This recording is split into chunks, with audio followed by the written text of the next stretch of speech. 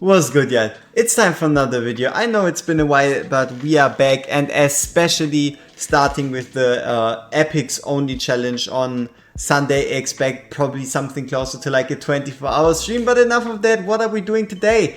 The answer is going to be we will be summoning up until we get a legendary hero, and I will have to make a guide about that hero. So yeah, surprise guide, surprise hero, RNG.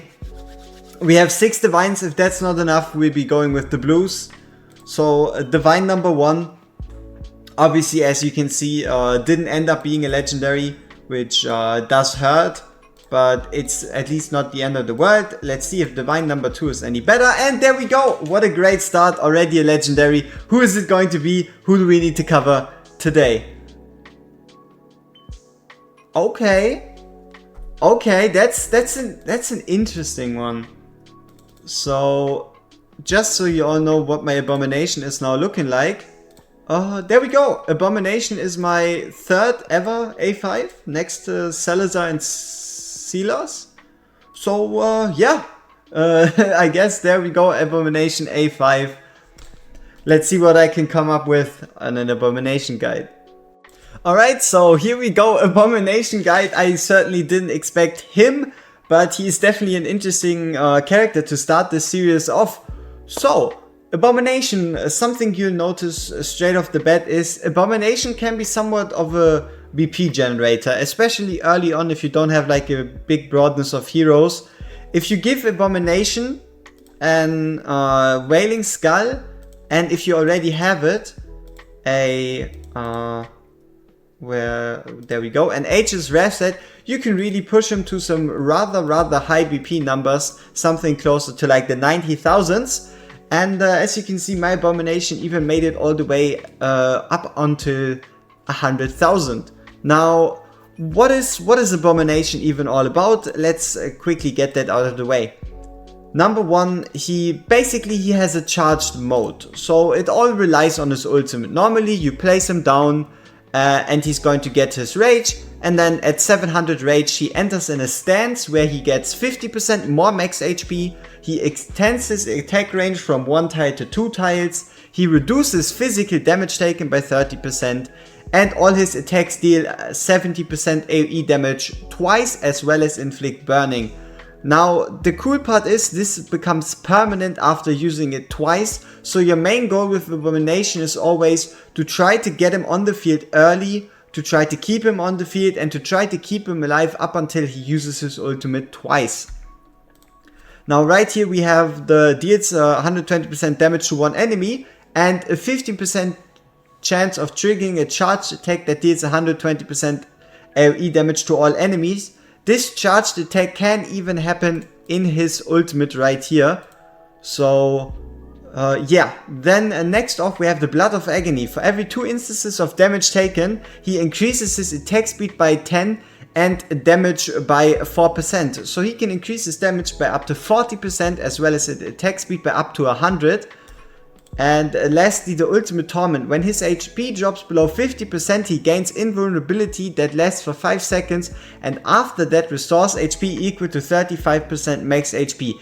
This effect can only be triggered 1 time, but every 50 seconds, and when Boundless Endurance is active, so his ultimate, it's even down to 45 seconds.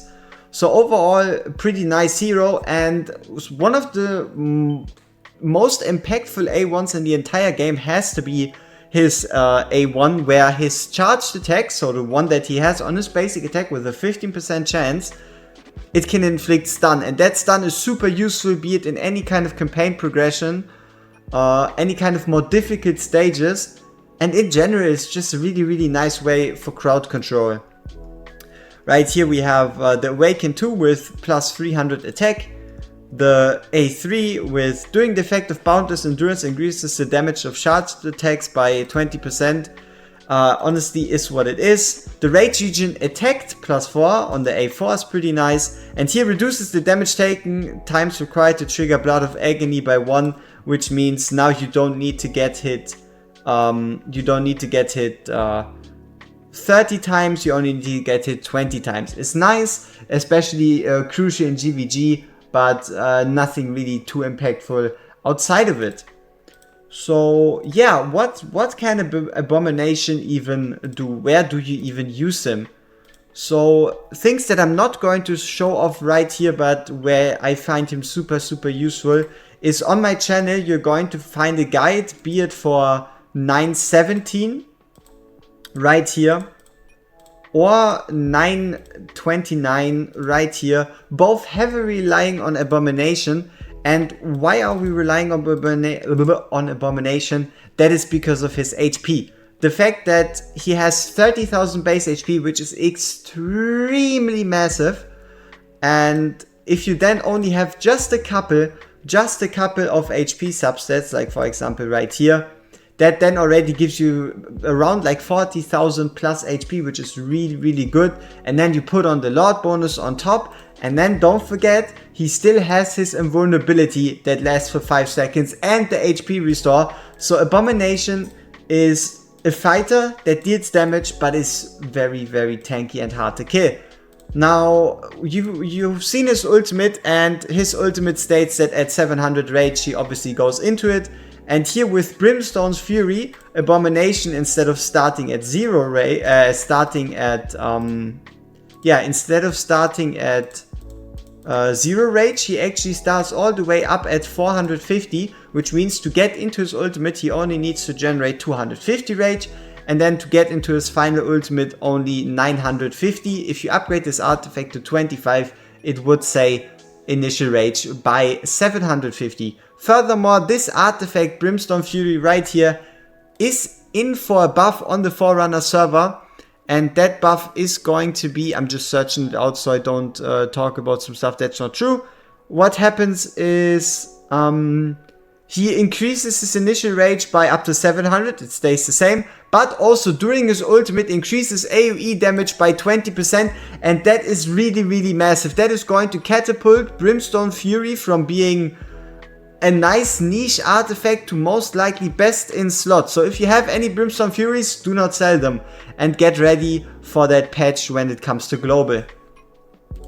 So yeah, now that we went over that, artifact wise, obviously there's a couple choices, like for example the Eye of Sin, because he does AoE damage, the Ram tier when you're playing Guild Boss, because the Guild Boss calculates Ram tier differently, and overall at least you have 2 tiles. You could use the Frigid Flame, but it kind of goes against the concept of him.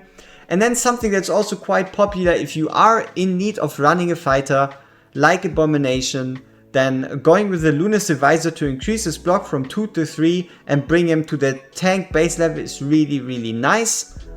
And that's probably already about it, though we do have this one right here, the Key of the Forsaken, increasing max HP even more, and upon reaching the max stacks increases damage by 8%. This can also lead to some very nice and very tanky synergies.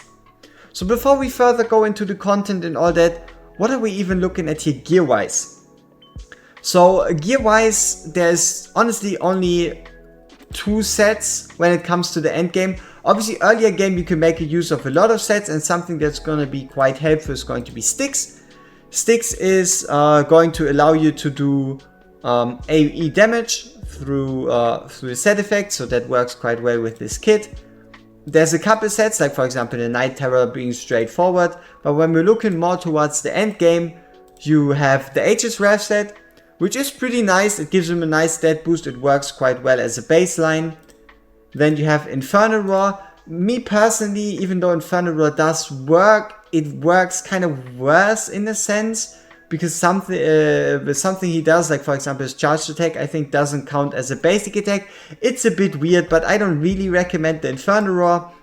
And the reason why we're chilling in Sorbonne Arcana, even though we can only ult twice technically, is because Sorbonne Arcana is glitched, as you should know.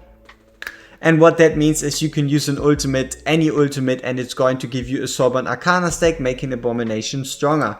So the stats we are going for here at the moment is going to be double attack, as well as one-time crit damage with some extra HP right here. Furthermore, some HP on the chest with attack percent crit rate crit damage, and some extra HP right here. Furthermore, attack percent crit rate crit damage, trying to take advantage of that massive 6,000 base attack and also playing into the fact that an Abomination in most cases isn't someone that you're going to have in your Dolores range. So Abomination rather needs more attack for himself in comparison to other characters, because he can't rely on the Dolores to make up that attack difference. So let's have a look. What kind of Abyss? Oh no, that's Epilogue. What kind of Void Drift are we dealing with? Can I actually show you something really nice in Void Drift? That is what I'm curious about. So let's say we go in right here. Which stage are we facing? Infernal Blast. Let's see, is it... it's the unfortunate one. It's the other one.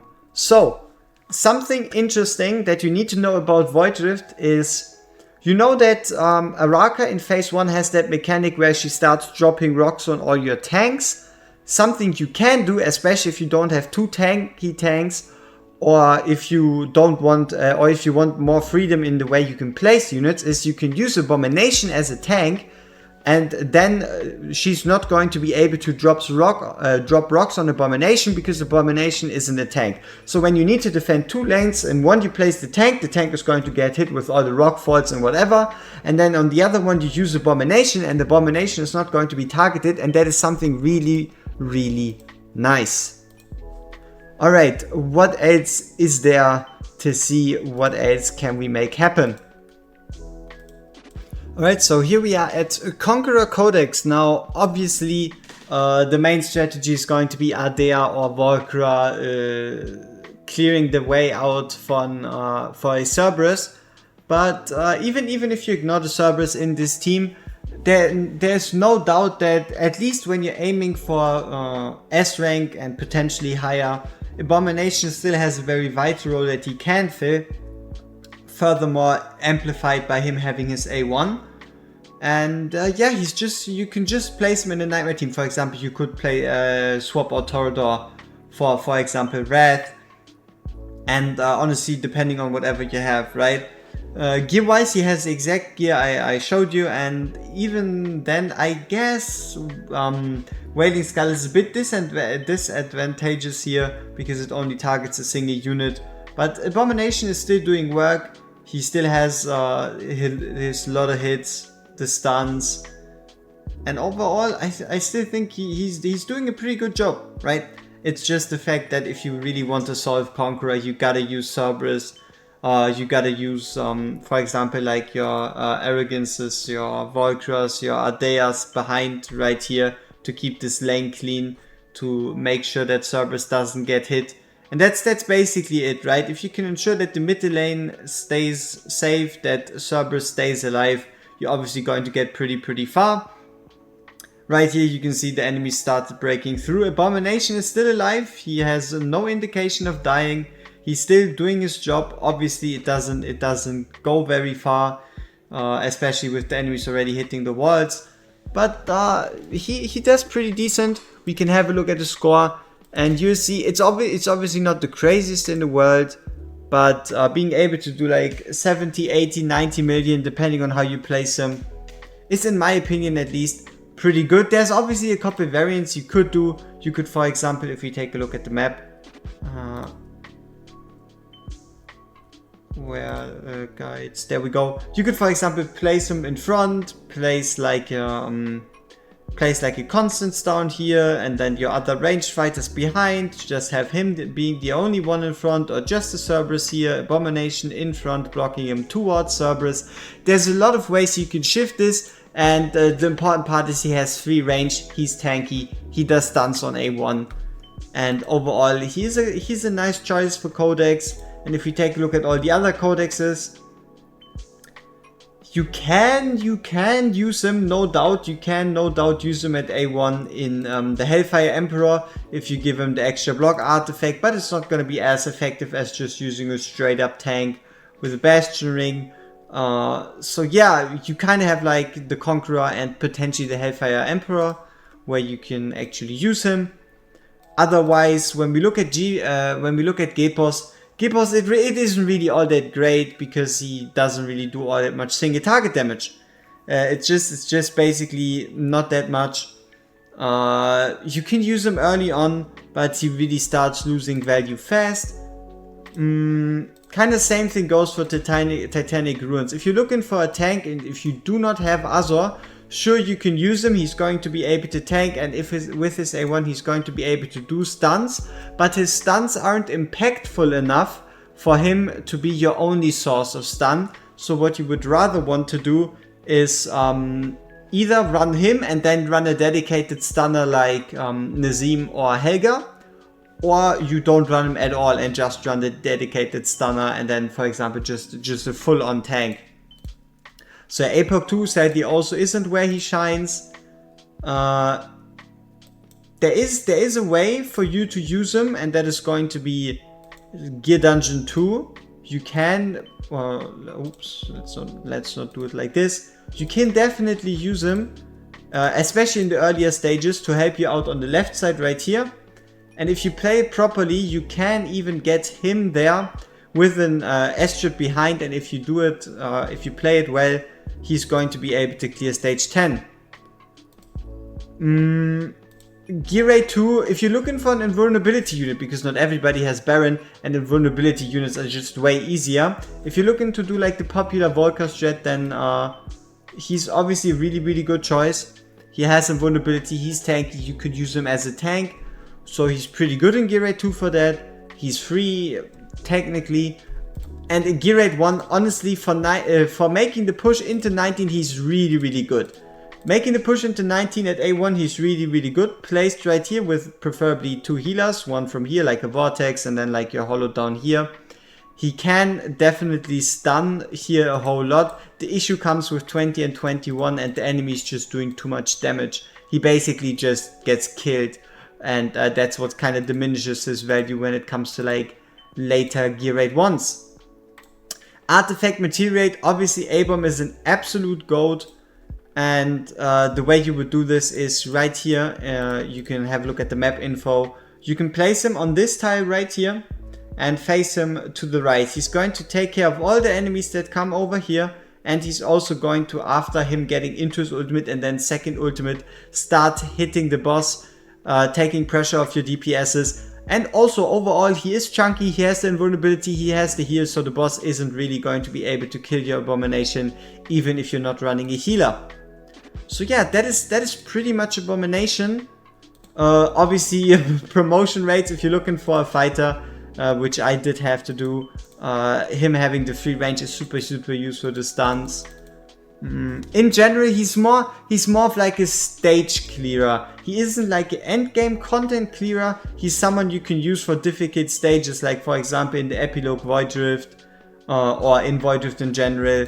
Arena, you don't really see him because his DPS just isn't high enough. And yeah, I think that concludes this spontaneous Abomination guide. I hope you appreciated this one. We see each other at the latest on Sunday on a live stream, potential 24 hours. We gotta see. If you want to join the Epic only challenge, head to Fastidious' channel. I think he has that sign up form somewhere there. And we see each other in the next one. Peace!